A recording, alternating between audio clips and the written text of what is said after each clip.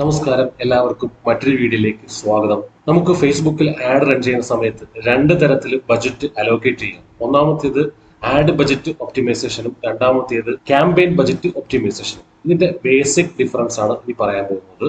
Add set budget optimisation എന്ന് പറഞ്ഞാൽ ഓരോ സെപ്പറേറ്റ് ആഡ് സെറ്റിനും സെപ്പറേറ്റ് ആയിട്ട് ബജറ്റ് വെക്കുന്നു. നമ്മളൊരു 1000 രൂപ ഡെയിലി ബജറ്റിൽ ആഡ് റൺ ചെയ്യാന്ന് കരുതുക. അപ്പോൾ ഓരോ ആഡ് സെറ്റിനും 1000 രൂപ വെച്ചിട്ട് നമ്മൾ ഡെയിലി ബജറ്റ് വെക്കും. അതാണ് ആഡ് ബജറ്റ് ഒപ്റ്റിമൈസേഷൻ എന്ന് പറയുന്നത്. നേരെ മറിച്ച് ക്യാമ്പയിൻ ബജറ്റ് ഒപ്റ്റിമൈസേഷൻ എന്ന് പറഞ്ഞാൽ ഒരു സിംഗിൾ ക്യാമ്പയിൻ മാത്രമായിട്ട് ബജറ്റ് വെക്കുന്നു. രണ്ടും എങ്ങനെയാണ് പ്രാക്ടിക്കലായിട്ട് ചെയ്യുന്നതെന്ന് പരിചയപ്പെടാം. ഇവിടെ ഞാനൊരു ക്യാമ്പയിൻ ക്രിയേറ്റ് ചെയ്യുകയാണ്. ഒരു സെയിൽസ് ക്യാമ്പയിൻ തന്നെ ക്രിയേറ്റ് ചെയ്യാം. ഇവിടെ 4 ആഡ് സെറ്റ് ക്രിയേറ്റ് ചെയ്യുകയാണ്.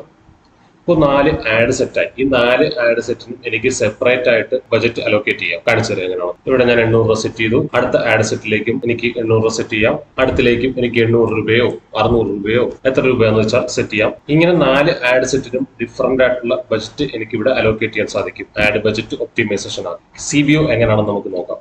ഇവിടെ ഞാൻ ഡെയിലി ബജറ്റ് 1000 രൂപ സെറ്റ് ചെയ്യുന്നു. അപ്പോൾ മികച്ച ആഡ് സെറ്റിനായിരിക്കും കൂടുതൽ പണം സ്പെൻഡ് ആവുന്നത്. പെർഫോം ചെയ്യാത്ത ആഡ് സെറ്റുകളെ അപേക്ഷിച്ച് മികച്ച രീതിയിൽ പെർഫോം ചെയ്യുന്ന ആഡ് സെറ്റിനായിരിക്കും കൂടുതൽ തുക ഇവിടെ നീക്കിവെക്കും. ആഡ് ബജറ്റ് ഒപ്റ്റിമൈസേഷൻ ചെയ്യുന്ന സമയത്ത് നമ്മുടെ ബജറ്റിൽ നമുക്ക് കൂടുതൽ കൺട്രോൾ ഉണ്ടായിരിക്കും. ഏത് ആഡ് സെറ്റാണ് മികച്ച രീതിയിൽ പെർഫോം ചെയ്യുന്നതെന്ന് നമുക്ക് അറിയാമെങ്കിൽ ആഡ് ബജറ്റ് ഒപ്റ്റിമൈസേഷൻ ആയിരിക്കും ഏറ്റവും നല്ലത്. അപ്പോൾ ഒരു ആഡ് സെറ്റിന് നമുക്ക് ഡിഫറെന്റ് ആയിട്ട് ബജറ്റ് സെറ്റ് ചെയ്ത് കൊടുക്കാൻ സാധിക്കും. എന്നാൽ ക്യാമ്പയിൻ ബജറ്റ് ഒപ്റ്റിമൈസേഷൻ വരുന്ന സമയത്ത് നമുക്ക് ബെറ്റർ ആയിട്ട് പെർഫോം ചെയ്യുന്ന ആഡ് സെറ്റുകൾക്ക് ഫേസ്ബുക്ക് തന്നെ ബജറ്റ് അലോക്കേറ്റ് ചെയ്യും. ഇപ്പം ഒരു ആഡ് സെറ്റ് പെർഫോം ചെയ്യുന്നു, ഒന്ന് പെർഫോം ചെയ്യുന്നില്ല. അപ്പോൾ പെർഫോം ചെയ്യുന്ന ആഡ് സെറ്റിനായിരിക്കും കൂടുതൽ ബജറ്റ് നീക്കി വെക്കുന്നത്. ഇവിടെ നമുക്ക് മാനുവലി ബജറ്റ് സെറ്റ് ചെയ്ത് കൊടുക്കേണ്ട, പെർഫോം ചെയ്യുന്നതിന് കൂടുതൽ കൊടുക്കേണ്ട ആവശ്യമില്ല. മാനുവലി നമുക്ക് ഇത് ചെയ്യേണ്ടതായിട്ട് വരുന്നില്ല. ഇത് ഓട്ടോമാറ്റിക്കലി ഫേസ്ബുക്കിന്റെ മെഷീൻ ലേണിംഗ് വഴി തന്നെ ഇത് ചെയ്യും. ഫേസ്ബുക്ക് കൂടുതൽ എമൗണ്ട് പെർഫോം ചെയ്യുന്ന ആഡ് സെറ്റിലേക്ക് നീക്കി വെക്കുന്നതിന് വേണ്ടി എപ്പോഴും നല്ലത് ക്യാമ്പയിൻ ബജറ്റ് ഒപ്റ്റിമൈസേഷൻ ആയിരിക്കും. നമ്മൾ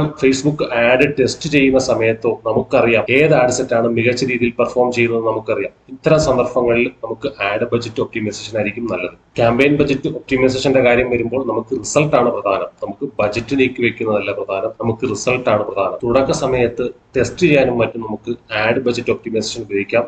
എന്നാൽ ദീർഘനാളത്തേക്ക് നല്ലത് ക്യാമ്പയിൻ ബജറ്റ് ഒപ്റ്റിമൈസേഷൻ ആയിരിക്കും.